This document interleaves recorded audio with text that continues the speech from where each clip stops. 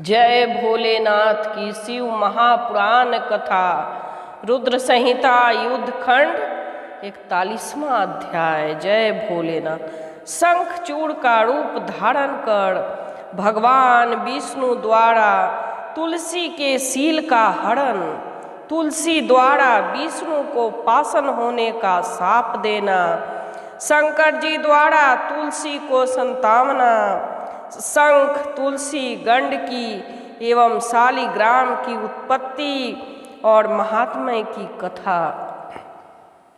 व्यास जी बोले, हे मुने, भगवान नारायण ने किस उपाय से तुलसी के साथ रमन किया, उसे आप मुझसे कहिए। सनत कुमार जी बोले, हे व्यास जी, सज्जनों की रक्षा करने वाले तथा देवताओं के कार्य संपन्न करने वाले भगवान विष्णु ने शंखचूड़ का रूप धारण कर उसकी स्त्री के साथ रमन किया।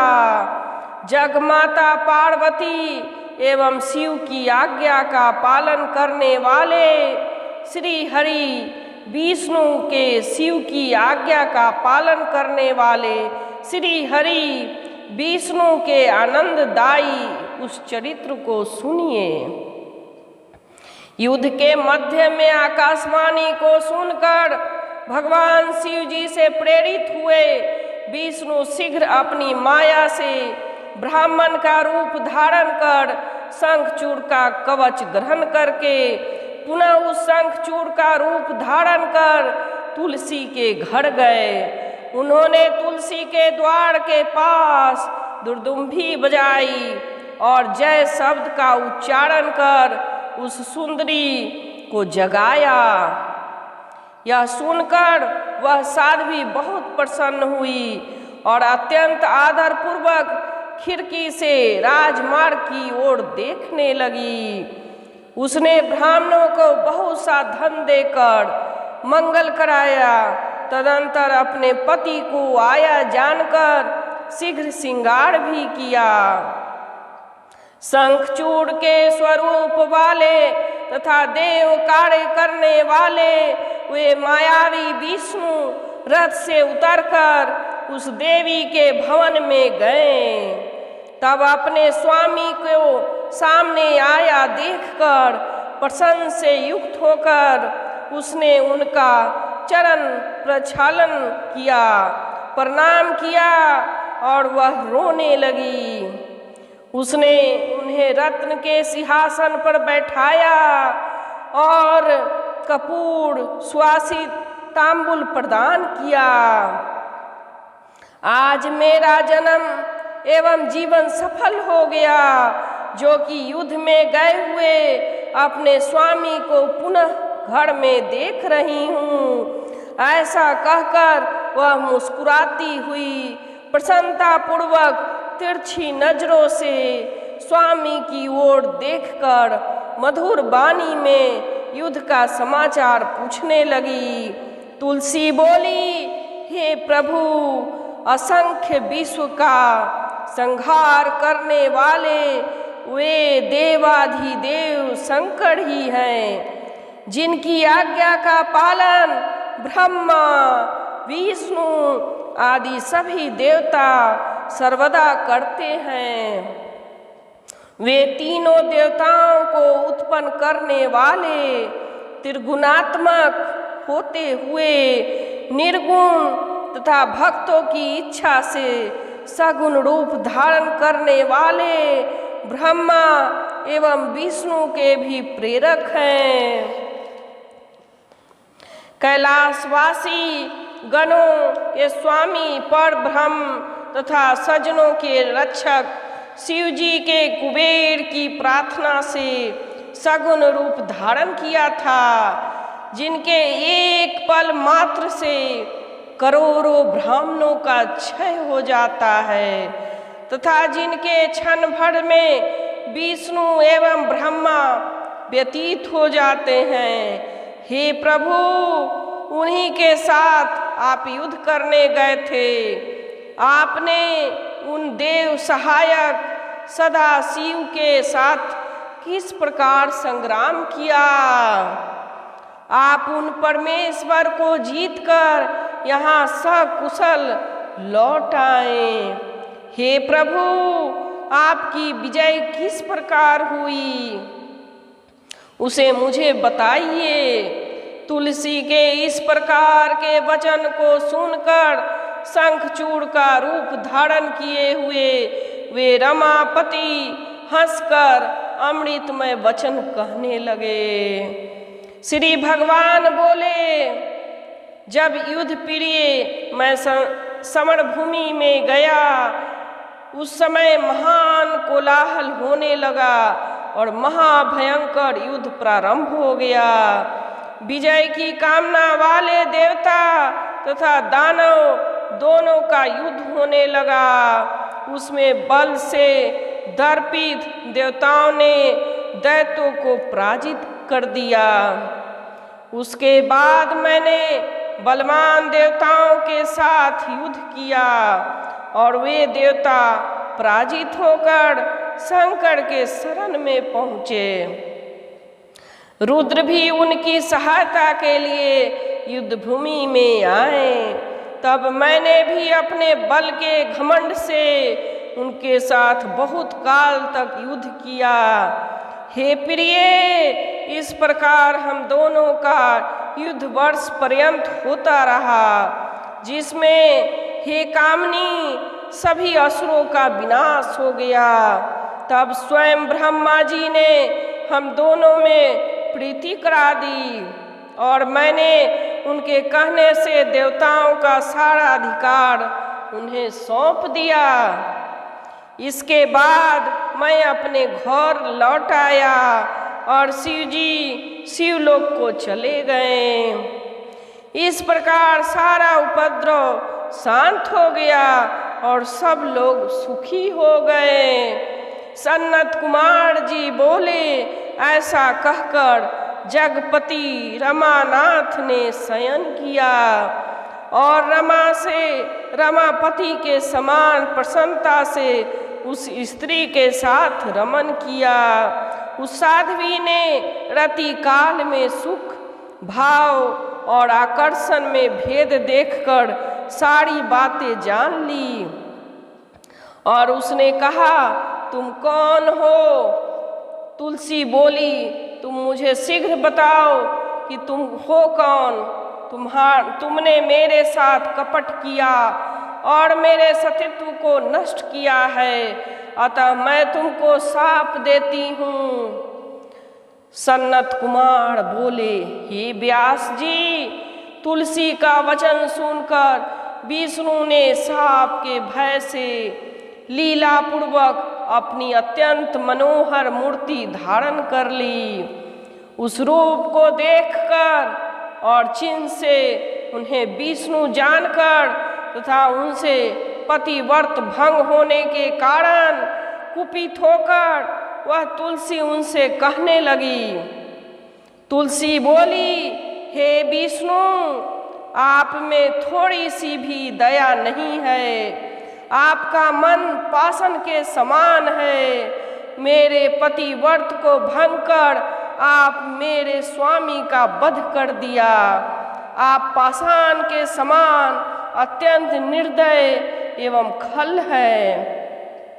अतः मेरे शाप से इस समय पाषाण हो जाइए, पाषाण हो जाइए। जो लोग आपको दया सागर कहते हैं वे भ्रम में पड़े हैं, इसमें संदेह नहीं। आपने बिना अपराध के दूसरे के निमित्त अपने ही भक्त का वध क्यों करवाया? सनत कुमार जी बोले, हे व्यास जी, ऐसा कहकर शंखचूड़ की प्रिय पत्नी तुलसी शोक से विकल हो रोने लगी और बार बार बहुत विलाप करने लगी। तब उसे रोती हुई देखकर परमेश्वर विष्णु ने शिव का स्मरण किया, जिनसे संसार मोहित है। तब भक्त वत्सल शंकर वहाँ प्रकट हो गए। श्री विष्णु ने उन्हें प्रणाम किया और बड़े विनय के साथ उनकी स्तुति की। विष्णु को शोकाकुल तथा शंखचूड़ की पत्नी को विलाप करती हुई देखकर शंकर ने नीति से विष्णु को तथा उस दुखिया को समझाया। शिवजी बोले, हे तुलसी मत रो, व्यक्ति को अपने कर्म का फल भोगना ही पड़ता है। इस कर्म सागर संसार में कोई किसी को सुख अथवा दुख देने वाला नहीं है। अब तुम उपस्थित इस दुख को दूर करने का उपाय सुनो एवं विष्णु भी इसे सुने, जो तुम दोनों के लिए सुख कर और उसे मैं तुम लोगों के सुख के लिए बतलाता हूँ। हे भद्रे, तुमने पूर्व समय में तपस्या की थी, उसी तपस्या का यह फल प्राप्त हुआ है। तुम्हें विष्णु प्राप्त हुए हैं, वह अन्यथा कैसे हो सकता है। अब तुम इस शरीर को त्याग कर दिव्य शरीर धारण कर महालक्ष्मी के समान हो जाओ और विष्णु के साथ नित्य रमन करो। तुम्हारी छोड़ी हुई काया एक नदी के रूप में परिवर्तित होगी और वह भारत में पुण्य स्वरूपनी गंडकी नाम से विख्यात होगी। हे महादेवी, तुम मेरे वरदान से बहुत समय तक देव पूजन के साधन के लिए प्रधान भूत तुलसी वृक्ष रूप में उत्पन्न होगी। तुम स्वर्ग, मर्त्य एवं पाताल तीनों लोक में विष्णु के साथ निवास करो। हे सुंदरी, तुम पुष्प वृक्षों में उत्तम तुलसी वृक्ष बन जाओ। तुम सभी वृक्षों की अधिष्ठात्री दिव्य रूप धारणी देवी के रूप में बैकुंठ में विष्णु के साथ एकांत में नित्य क्रीड़ा करोगी और भारत में तुम गंडकी के रूप में रहोगी। वहाँ पर भी नदियों की अधिष्ठात्री देवी होकर सभी को अत्यंत पुण्य प्रदान करोगी तथा विष्णु के अंशभूत लवण समुद्र की पत्नी बनोगी। भारत में उसी गंडकी के किनारे ये विष्णु भी तुम्हारे साप से पाषाण रूप में स्थित रहेंगे। वहाँ पर तीखे दांत वाले तथा भयंकर करोड़ों कीड़े उन शिलाओं को काटकर उसके छिद्र में विष्णु के चक्र का निर्माण करेंगे।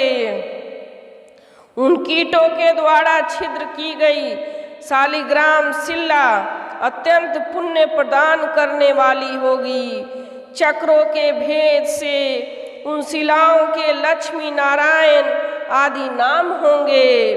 उस शालिग्राम शिला से जो लोग तुझ तुलसी का संयोग कराएंगे उन्हें अत्यंत पुण्य प्राप्त होगा। हे भद्रे, जो शालिग्राम शिला से तुलसी पत्र को अलग करेगा दूसरे जन्म में उसका स्त्री से वियोग होगा। जो शंख से तुलसी पत्र का विच्छेद करेगा वह 7 जन्म पर्यंत भार्याहीन रहेगा तथा रोगी रहेगा। इस प्रकार जो महाज्ञानी शालिग्राम शिला तुलसी तथा शंख को एक स्थान पर रखेगा वह श्री हरि का प्रिय होगा।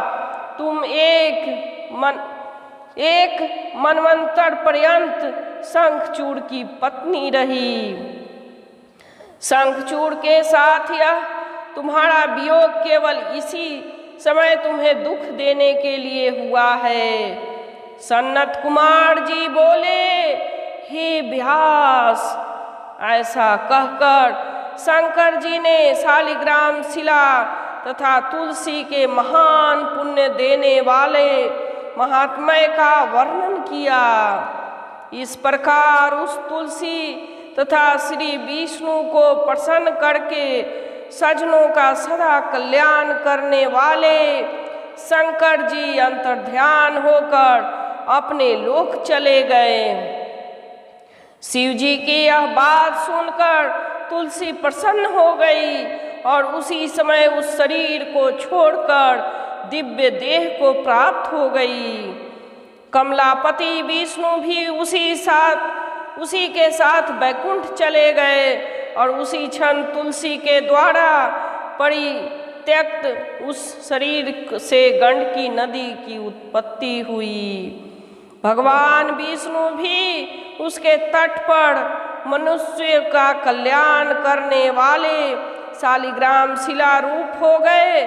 हे मुने, उसमें कीट अनेक प्रकार के छिद्र करते हैं। जो शिलाएं जल में पड़ी रहती हैं वे अत्यंत पुण्यदायक होती है एवं जो स्थलों में रहती है उन्हें पिंगला नाम वाली जानना चाहिए। ये मनुष्यों को संताप ही प्रदान करती है। हे मुने, मैंने आपके प्रश्नों के अनुसार मनुष्यों की सभी कामनाओं को पूर्ण करने वाली तथा पुण्य प्रदान करने वाले संपूर्ण शिव चरित्र को कह दिया। विष्णु के महात्म्य से मिश्रित आख्यान जिसे मैंने कहा है वह भुक्ति, मुक्ति तथा पुण्य देने वाले है। आगे हे व्यास, अब आप और क्या सुनना चाहते हैं? बोलो जय भोलेनाथ की। रुद्र संहिता युद्धखंड 41वां अध्याय समाप्त। जय भोलेनाथ की। जो भी शिव महापुराण कथा सुनते हैं कमेंट बॉक्स में ओम नमः शिवाय लिखकर असीम भक्ति प्राप्त करें। जय भोलेनाथ की।